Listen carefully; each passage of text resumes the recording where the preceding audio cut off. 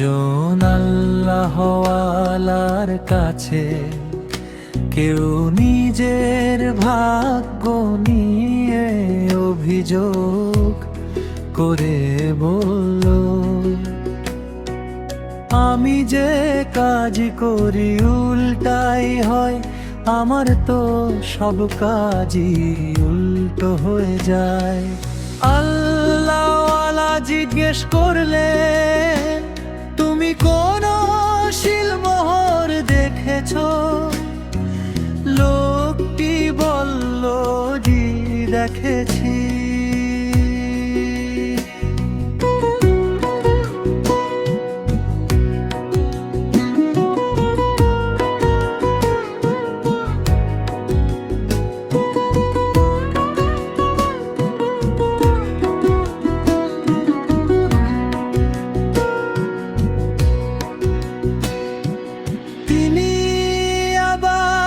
জিজ্ঞেস করলেন, জানো শিলমোহরে কিভাবে লেখা থাকে? লোকটি বলল, শিলমোহরে উল্টো করে লেখা থাকে। আল্লাহওয়ালা বললেন, জানো সেই লেখাগুলো সোজা কিভাবে হয়?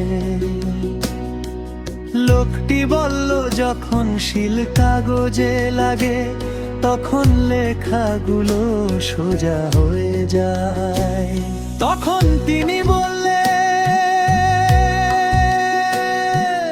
যেমন শিল নিজের কপাল মাথা কাগজের সাথে ঠেকালে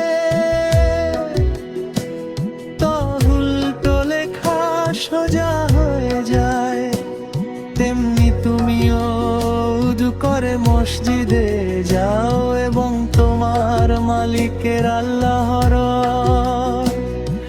সামনে সিজদায় মাথা রাখো। আল্লাহ তোমার উল্টো হয়ে থাকা কাজগুলোকে সোজা করে দেবেন।